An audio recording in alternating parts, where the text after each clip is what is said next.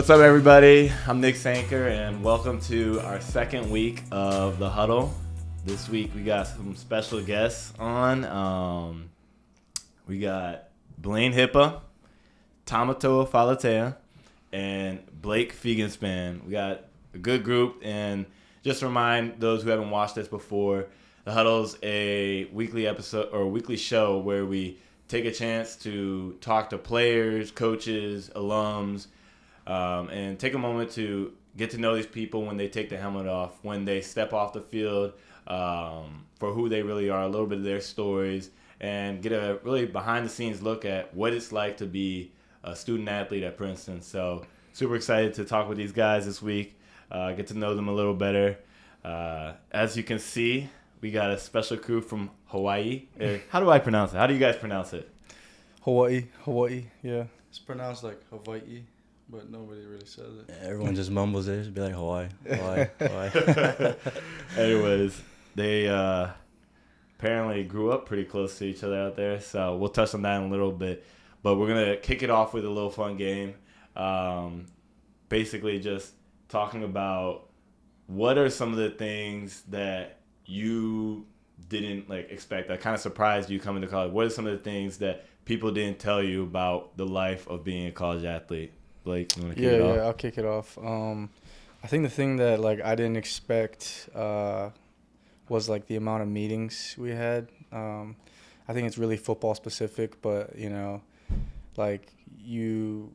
go through the recruiting process and it's all the glam and of college football, game day and the locker rooms and all that good stuff, and then you come here and your first day here, you're just in meetings from the moment you wake up till right before you go to bed, and so I think that's the thing that hit me the most is wow, this is really it. We're in meetings all day, every day, breaking down film, going over game plan. I think that's the thing that really caught me by surprise. Yeah, it's like taking extra classes. Seriously, it's literally probably harder than most classes. Yeah, because you really have to be locked in. Exactly. Because you can't get anything wrong. You got to be perfect. Literally. So, what would you say? Yeah, I mean, I would say the same thing. With the meetings, I remember a couple years ago, Tuesdays used to be the longest day, literally of my life. But I mean, they've done a good job of shortening that up and making it easier for us. But I guess doing that and then writing papers for school it definitely piles up on you pretty fast. I wasn't expecting to write 40, 80 pages, and so I think doing that with school definitely takes a toll on you pretty quick. Yeah, especially at Princeton where you actually have to. Yeah. You are a student athlete. Yeah. In that right. Yeah. What would you say? Honestly, not just the meetings, but the time in general you spend as a football player. I think the hardest part about it is you do school for however long, and literally the rest of your night, for us at least here in Princeton, is just football until you literally close your eyes and go to sleep. Yeah. Sometimes you wake up in the morning and you got more football before school. Literally. So the time, kind of what Figgy said, the meetings, but the time in general is crazy. You gotta manage it if you wanna be successful. I mean, that's you got crazy. Meetings, you got rehab. People don't understand how much time it takes to go do the training room. Because when you're in season, you're pretty much always going into the training room, especially as the older guys on the team where your body doesn't recover quite as quickly. You got to be proactive and deal with something, because it seems like there's always something hurting. As soon as one thing feels better, something else starts hurting. 100%. No, yeah, I remember my freshman year, I never went to the training room because I just didn't need it, and I was like, wow, this is not so bad, to get used to. And then ever since I got older, and it's just I feel I'm in the training room, class, or practice, or meetings, and that's just my whole day, from however early we wake up to whenever I go to bed. Yeah, seriously, the training room is another thing that I wasn't expecting to be a huge part of my experience here. Facts. I mean, I remember my first year here, I would literally be able to, we go through a full week of football, and then on Saturdays when we'd have off during the spring, I would go play basketball with the NARPs. Literally, and NARPs means the normal students, for those of you who don't know what a NARP is. I would go play basketball with the NARPs for 3 hours. and I'd be completely fine. Right. Like I would have no repercussions. Burn like 7,000 calories apparently, according to like my Whoop. And now if I tried to do that, oh my God, I would not be moving the next day. Nah, yeah. Shot. It's just a very different lifestyle. But all right. Well, we touched a little bit on some of the things that people don't expect. I don't know if you guys have anything else you want to add to that. Kind of something that kind of sticks out. No, I think we kind of covered it. Just the time commitment. Just time commitment. Yeah, like because you're not really thinking about that. Like in high school, you know, you really just practice in games and like you have film review, but it's not even close to like the amount we do here. Just because like it's so much harder to win a football game here. Like the game plan matters so much more. So the X's and O's is just a whole nother level. I mean, when I got here, I didn't have any kind of like base understanding of none of that. Just like to see how much that matters is crazy. Yeah. But love to jump in a little bit and see y'all's background. So where in Hawaii are you even from? Yeah, so we're all from Oahu, which is kind of like the main island. It's not the biggest one, but it's the island with Honolulu on it. So like the main airport, we have the biggest population, and we're all from the east side of the island. Yeah. Mm-hmm. Yeah. So I like me personally, I grew up in Houla, which is like the North Shore side of Oahu, and then towards like middle school, high school, I ended up moving to Kailua in my grandma's house, which is literally like down the street from Hipa. We didn't even know each other. But I was about to say, did you guys know each other at all? Me and him, we didn't know each other, but my grandparents' house and his house is literally like a minute away. That's insane. That's crazy. Well, you two are a little older than him, so I feel like that would make a little more sense. And it's kind of funny because our house, where I moved after I lived with my grandparents, is the same thing as like a minute away. Yeah. So like we really live like really close. I remember like because we went to the same high school and we're the same year, so we played with each other all 4 years of high school, and he used to drive me home from practice. Yeah, I remember that just like every night, just him driving me home from practice. Like fun fact, this guy didn't get his license till what, like I was a couple like years ago. I was like 19 when I first got my license. So like all throughout high school, I would just always ask for a ride. Here we go again. Wait, did Andre live anywhere near you guys? He lived like 20 minutes away. I mean, same side of the island, just like a little down more south. But I gotcha. Yeah. Did you guys ever play against him? I mean, only like with him, like because I played with him since middle school, just because he was like a year older than me. So when I was in 7th grade, he was on our middle school team. But I never played against him like Pop Warner. I mean, I might have. I just didn't know. Like I might have played against like all of these guys. I just never knew. Yeah. And it's kind of like we just ended up being in the same place. It's kind of crazy. Mm-hmm. I mean, Hawaii's basically a whole nother country, it seems like, the rest of America. What are like the biggest differences between Hawaii and being over here so far away on the East Coast? The food. Food, yeah. That's definitely the biggest Food thing. is crazy different. Yeah. That's not crazy different, but like, for instance, like the rice. They don't. The rice we eat at home and the rice we eat here is like completely different. Really? Yeah, we can't even. We have a hard time. Like it's just that bad here. Yeah, it's not that bad. I got used to it, but yeah. The Carlos rice at home is crazy. The Carlos. Yeah. We adjusted though. We found our spots. You know, we go kung fu tea. We eat some pho. Because in Hawaii, like we're used to there's a variety of food there, and so we're used to like rice, mac salad, which is like mac and cheese, but like mayonnaise instead. That's not a good description, but it's like potato salad, but with macaroni instead of like potatoes. That sounds it's good. And then you got your meats, and a bunch of different kinds of meats. So. Okay. Mac and cheese. So mayonnaise. Wait, that doesn't sound too good. All right. Would you say you guys have obviously some kind of like Hawaiian attire? Is that what people normally like dress in? Like, nah, people use like we call these aloha shirts. Okay. And people wear it to like different occasions. Not special. Yeah. Like it doesn't have to be a special occasion, but like a nice dinner, or you going out with your family, or someone's graduation. Yeah. Some people wear it to like work on Fridays. Call it Aloha Friday. We've been trying to get on it, but these guys every Friday, they get lazy. They forget that I'm not in my room. All of my Aloha shirts are all back home. I got to bring them up, but now, yeah, like Hipa said, like you most of the time you have them for like special occasions, kind of a thing. Who got the nicest one on today? I think his is the nicest, Yeah, just I have to because go with it. the brand he's wearing is a really nice brand. It's not bad. It's not Money here. It's kind of bread though. I'm not gonna lie. Like, these Really? shirts are getting Yeah, they're expensive, pretty yeah. expensive. Aloha shirts are pretty expensive. Like most people, like when they think of like these kind of shirts like that, like Hawaiian print shirts, like Yeah. they think of like the cheap ones. cheap You can ones. get one like yeah, that's what I was thinking. you know what I mean. But like to us, it's like a whole part of our culture. Mm. And so like these shirts are really expensive, like because of the designs and you know the different materials you can get. And they're most of them are handmade too. So or at least the ones that we buy, and so. It's a lot of like manual labor that goes into it, so it's like it's really special to like our culture. Interesting. Yeah, unless you know my money, I just get mine at the thrift shop. This is from $5, $20. from Ross. Ross, facts. That's where I get hella stuff. As someone who doesn't really understand like kind of like the culture, like what would you say are some of like the like things that to an outsider they wouldn't, I guess, understand or even know about kind of just Hawaiian culture? That's like some of the important things. I think the biggest thing is like the way you treat not treat other people, but I guess it is the way you treat other people and how other people treat you. Like a good example is like driving on the road per se.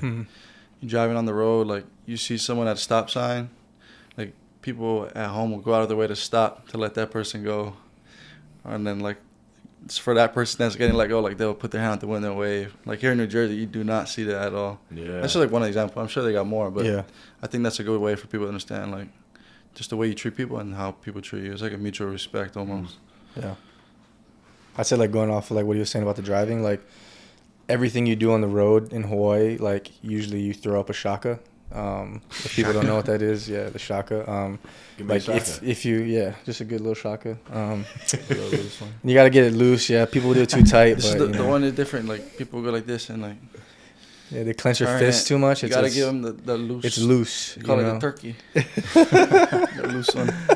No, but seriously, yeah, like if you're changing lanes and somebody lets you in, you have to throw the shaka up. And if not, like there's like a, you know, people get mad. It's kind of like a, you know, That's like someone walking through a door that you held open for them and not right, saying not thank you. Yeah, exactly. facts, It's the facts. same It's thing. like, It's it's the same just thing. part of how it is. Yeah. Just showing respect. Man. Yeah, and I think like branching off of like what Hipa said, like I think something that like people wouldn't like know, and like when you go and visit, or if like you ever find yourself in Hawaii, that you'll notice is like we call all of our elders, like even if they're not in our family, like by uncle or auntie. And so like when I'm with Tama's parents, you know, I address them as uncle and auntie. Like even like teachers, like, you know, it's Yeah. like if you're close with the teacher, it's not always like Mr., you know, so and so. It's like uncle or auntie. So I think that's like a interesting thing that like happens in Hawaii. It's pretty rare. Almost feels like a family. Yeah, that's kind of what it comes down to. Just like I feel like family is probably the biggest, you know, biggest thing in Hawaii. Just because like we feel like we're so alone because we are, you know, in the middle of in the ocean. So it's like we kind of have to be together to get things done. Yeah, I like that. And it seems like almost like everybody's on island time, a little more relaxed, a little more. Yep, we're always the last one in. No, not necessarily the last one out, but we, you know, we're always last to dinner. We come into dinner sometimes like 7:59. They understand though, but they kick us out at like 8:50. Yeah. I gotcha. But we're just cruising around, rolling around. What's that like Hawaiian dance that you sometimes see, or that Islander dance Right. that people see? What's that called, and what's the story behind that? So the one that like most people see is called the haka. Okay. And that's actually Have you ever like? I've never performed? done one, but that's actually like from New Zealand. Okay. And so their native people are like the haka is their traditional dance. And they're called the Maori people. Okay. Maori. But yeah, and then like Hipa can talk about more about like the Hawaiian version of it. But yeah. Oh, somebody better fact check that, dog. No, haka Sure. is Maori. You guys I Hawaiian mean, there's people a bunch of different Hawaiian hakas. people get Everyone has ha- their own like Okay. Yeah. like haka to their own culture, to their own place, to their own team, and so you'll see a bunch of different ones. But yeah, But yeah. The other one is like hula. Oh, yeah. People dance it in Hawaii Yeah, that's like a the lot. you see the girls in like the lace skirts. Where do these dances normally like happen? Like at like a festival or like? Yeah, honestly, like anywhere. Yeah. People do it like, I guess it's like this more for like celebration and stuff. Mhm. But they have like a whole festival for it. It's called the Merry Monarch. I think it's every year, no? Every year. It's yeah. huge, It's yeah. the huge, like the biggest. It's like a huge competition, because hula is not just like a dance. It's like it's like Representation it's almost. Exactly, a representation of like culture, and a lot of the times like with hula and with haka, you're telling a story, Right. and so it's a big part of like the history, and it's part of the culture, and so like we save it for like special occasions, like graduation parties. A lot of times people would hula dance. Yeah. All right. So if I were to go to Hawaii, like when should I go and where should I go? Okay. So there's a lot of different options there. I mean, Depends in on my what you want. opinion, the best time to go is definitely like when it's winter over here, Really? just because you get out of the winter, That's the right. winter That's fair. weather, That's fair. and so because in Hawaii it's always 75, maybe a little bit of rain here or there, but it's mostly sunny all year, and so like I definitely recommend people to go during the winter times to get out of that and visit. Also, like in the winter time is when we get like the big swells on the North Shore, which have like the really famous beaches, and so you can see really big waves and really. Can cool any of y'all things. surf? No, No. I'm not. I feel like I could see Thomas surfing. Yeah, we've surfed a lot. Like my dad's actually, who was a professional surfer. Dang. But yeah, ever since we were growing up, we was always surfing, and then kind of got into land sports more, and so I kind of took that turn. But yeah. A big thing in that, and like in Hawaii, though, is like people that don't really surf, they bodyboard, or what you guys know is like boogie boarding. Okay. A little small board you lay on. Yeah. People take that stuff serious. Like, Really? Yeah, so there's like competitions every year. Yeah, it's crazy. Yeah, it is crazy. Big prizes. And like, like I don't know how to like really explain this, but like we treat our like professional surfers and they're like our like, like LeBron James. Like if he went to, you know what I mean? Like they're at that level of like we respect them. Like you know what I mean? Like because I mean, in my opinion, like I think It they're. seems like Blaine disagrees. I think they're cool. Like you know what I mean? Like they go to the beach and everybody recognizes them, and that's You kind of aloha. like little aloha. Yeah, and it's just I don't know.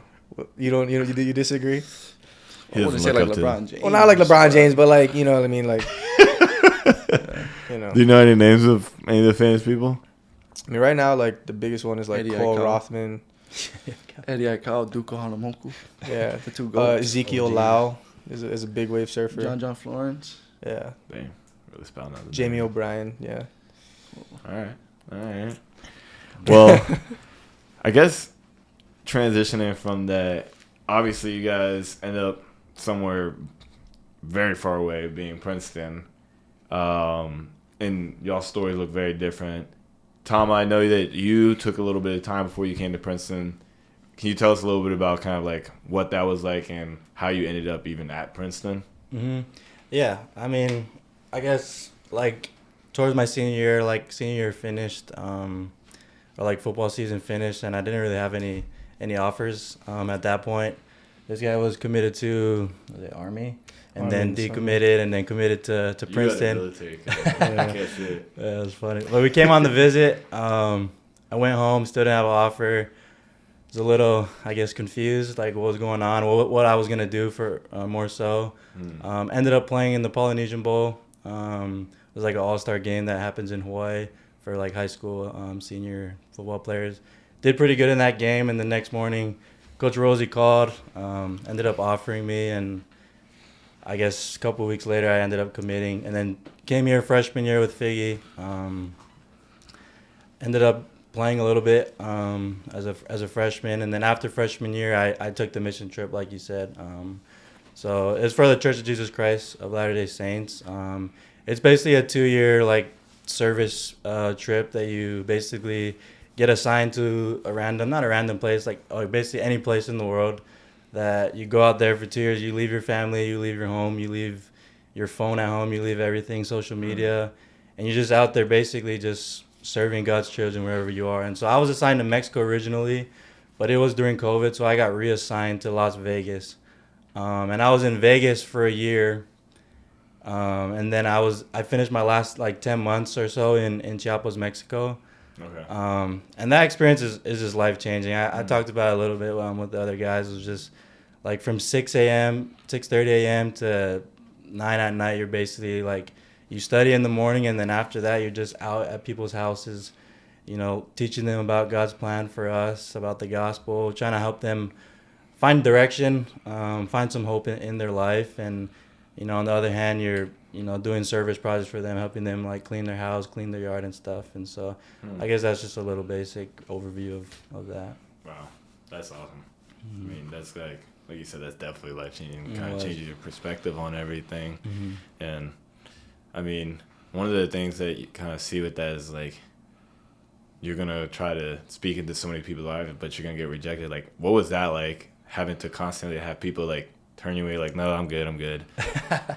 I mean, I thought it was fun. Like, I know some of my companions were having a hard time, but, like, I enjoyed it. It was more like a challenge, and it wasn't like you're lost, but it was like, okay, like when it's their time, they'll hear it and they'll hear the message. And, we were never forcing it on anybody. We were giving them the opportunity, like, hey, look, like this is God's plan. This is what we believe in, and I know you're having a hard time and we believe that this could help you. Do you think this is something that you would want to continue to do forward? And some people will say, yeah, sure, you guys could come in. And some people slam the door and scream at us. I think often in Vegas it was kind of crazy. We would get like... What's the craziest story? Yeah, in Vegas was wild. Like, we opened the door and we had to close the door just based off what we saw in there. But, like, people would have, like, just wild things going on. And, like, we'd be walking on the... Like, you stupid. And they would start throwing, like, glass bottles at us and everything. My gosh. And so... That's insane. I mean, you definitely feel hatred, but, like, you feel love. Like, God loves everybody, and so we understand. It was all good. That's insane. Yeah, no, that takes definitely some commitment right there. And I mean, I went on a mission trip in high school, but it was only like a week or two. And I went to Nicaragua to serve at a church in a local school in, I think it was Granada. And it's just crazy how even in that short time period, I can't imagine what it was 2 years, but even that short time period where you don't have your phone, you're just separated, and in this world that's, especially when you can just see the brokenness, but what you see what matters to people, and a lot of times it's just the relationships, the people that they love and care about. They care about obviously their Lord and Savior, but they also care about their families and how they can find contentment and joy and peace in that, even if you don't even have a roof or barely have food or these other things. And it just kind of really changed your perspective on things like, what should I even spend my time and worries on when I'm back at home? I don't know, but yeah, it's real. I can't imagine 2 years, so that's really cool. And then Figgy, Yeah. you've been here. When did you get to Princeton? So I came in the same year as Tamatoa, and our first season here was 2019. So It's been a little while. It's been a long journey. I guess like talking more about my journey. I came in with Tamatoa, played a little bit my freshman year, and then obviously COVID happened. I didn't have a sophomore season. Tama went off on his mission, and so we didn't have that season. And then going into the next season, we won the championship. And then in 2022, going into like my first senior year, we were expected to, do the things that we did in 2018. Yeah. And that was our expectations, and we fell short. And I still had that COVID year. And so like after that season, and with him being back from his mission, like playing alongside him since high school, it's kind of just like an easy decision for me to be like, yeah, I'll play another season with Tamatoa. It's like a pretty easy decision for me to make. And then last year, my fifth year, in my second senior season, I missed the Lafayette game because I was sick and they wouldn't let me play. And so I played 3 games going into the Brown game. And then in the Brown game, I broke my fibula. And so I'd only played in 4 games. And so I was, they gave me the medical red shirt for last season. And so I was pretty like, at the time it was like, wow, like I missed the Lafayette game and I was like down. Yeah. But then like looking back at it, it's like it's allowed me to be here again and play another season. And so, it took a lot of like long talks with my parents, and I finally decided to come back, especially with like how close I got with Hipa. like knowing he was going to be the guy, and just like us three, like it's it's super rare to have 3 Hawaii kids playing on the offense. I heard there's like almost no other Hawaiians like in the school, almost like you guys are like a tiny percentile out of the Princeton population. Coach Ray said something like you guys might be the football Hawaiians might be the only Hawaiians on campus. I know there's I know there's a few other ones I've met in my grade. I think there's one like in the grade above. I don't know, but I know the freshman class that just came in. Yeah. They enrolled 0 Pacific Islanders or Polynesians into the school. Yeah, it's wild. So we're definitely a dying breed here at Princeton. But Yeah. I'm gonna change that. Back. I'm gonna change that. You guys have to represent. Yeah. Represent for the culture. Yeah. But no, yeah, that's really cool. What would you, and we'll touch, actually, I'll come back to you in just a second. What was it like for you to come to Princeton? Obviously didn't play very much early on, but what's it been like to kind of have to step up and take over, especially in the quarterback, which is such a prominent leader? I don't know, what's that experience been like? I mean, it's a lot of fun, obviously. It's a lot of pressure, but I think you've heard other people say it before, like Jalen Hurts, or I think C.J. Stroud said it, but pressure's a privilege. Like, I chose to be here. This is what I asked for, and now I'm here. I got to be grateful for it, and I got to live it out. It's a tough job, though. Playing quarterback's a tough job.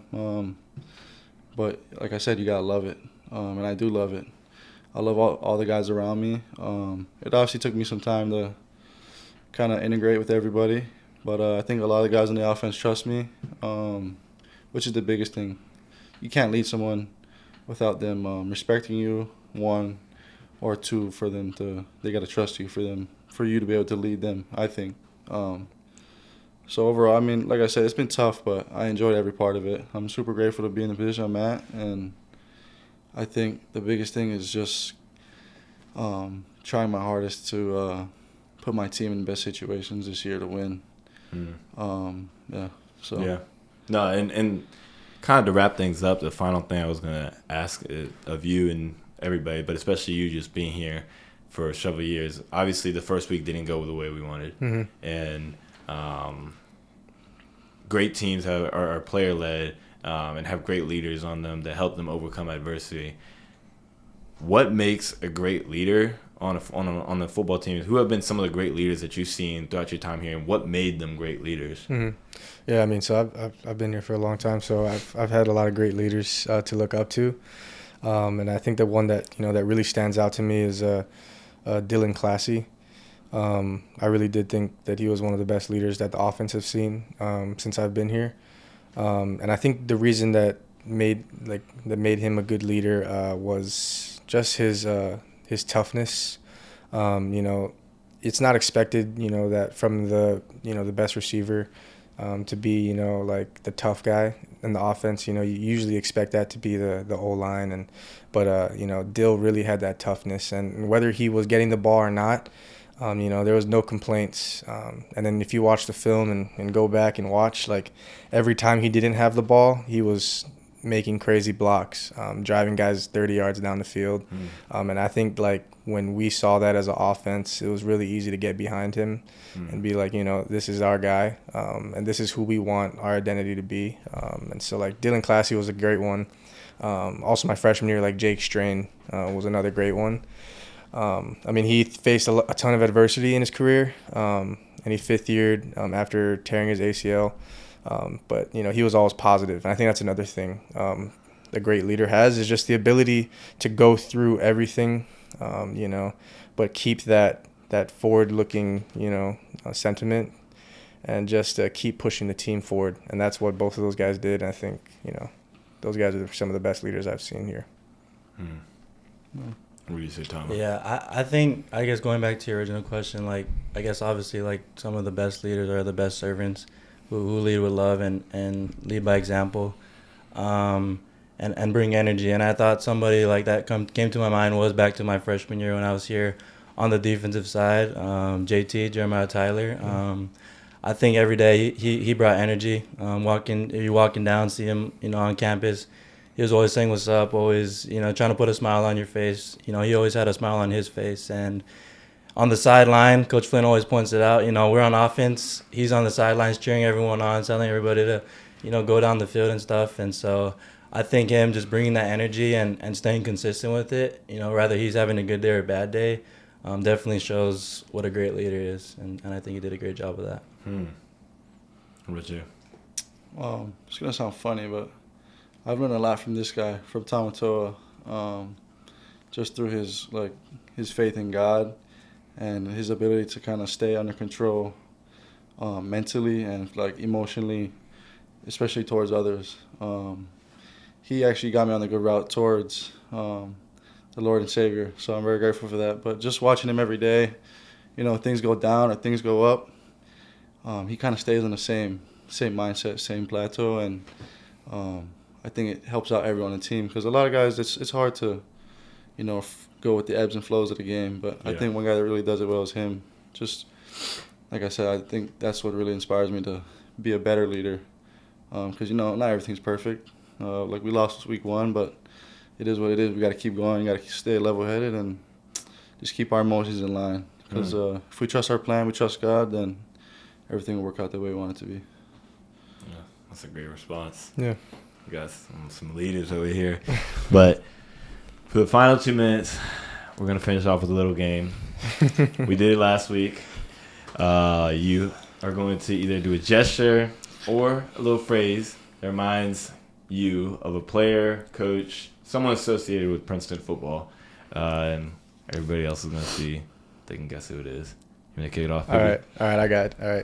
All right. Okay. Right. You got to get your spike step, right. You got to get your spike step. You got to stay low, right. Get your pad level low, right. Get your spike steps in the ground, right. Tommy, get your spike step, right, Tom. It's a great job. 3-on-1 on the guard, and you're holding them up. That's a great job, Tom. Got your spike step in. Got your web arm up. That's a great job. Get your boards out. Get your boards out. Get your boards out. Get your boards out. Oh, man. Give him 3. Give him 3. What was that, Mendy? Yeah. Definitely.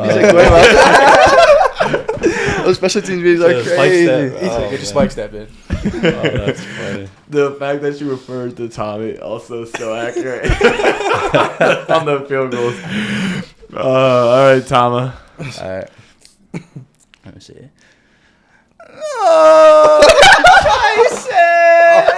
I know. You have to diffuse it. Why? Barber, bro. I did not know who that was. You guys would never know. Me and Barber and Gear were roommates, and I'll be in the other room trying to take a nap, and I just hear he's a huge gamer, and I've never seen him have more energy than when he games. You just hear him no.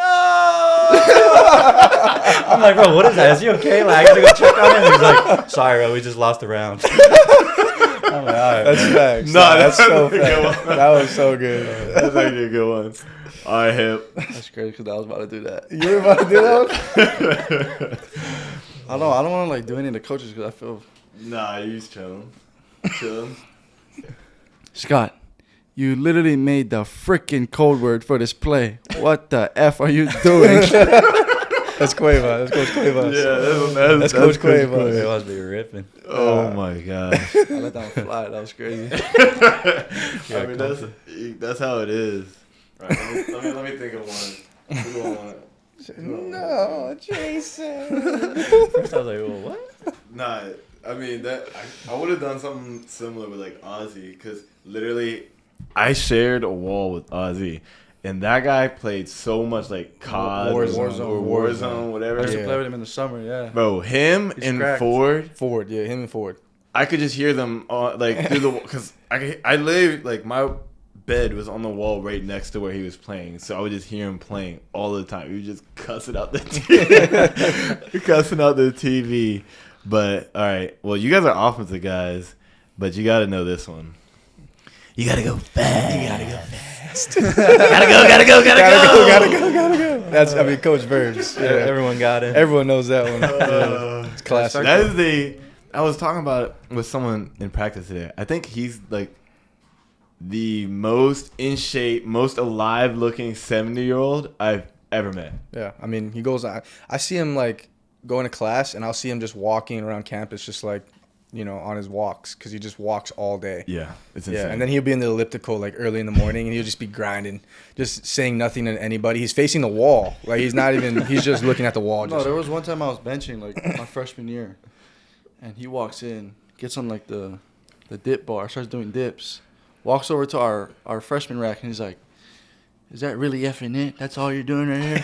I was like, chill. Just start cranking up push-ups beside you just to like stay down. Intimidate you. Hype you up. Bro, you're 70 years old. He walks right back out too, like nothing happened. with his little walk. Yeah, man. But yeah, well, I'm gonna wrap it up. I know Hip's got a quarterback meeting, but appreciate you guys coming on. It was actually really cool to learn a little bit about Hawaii. I never really had asked about it and learned much about it, so I'm hoping I can make it out there. It's on the bucket list to make it out. I'll have to hit you guys up if I make it out. Anytime. But yeah, no, I appreciate you guys. It was cool to hear also about the leaders and to hear a little bit about your missions trip. It's crazy how impactful and powerful, and I think a lot more people should learn to serve and do things like that more often. The world needs it, that's for sure. Yeah, 100%. So, but shout out to the 808, man. 808. Yeah. You gotta get that 808 face mask. I got it. You got it? Yeah, All of us. we all do. We all got Oh it. man, that's tough. I think I had it on accident one year. I think it was like my freshman year at school. Don't click, get that off. But yeah, that's a wrap. Thank you. Thank you guys.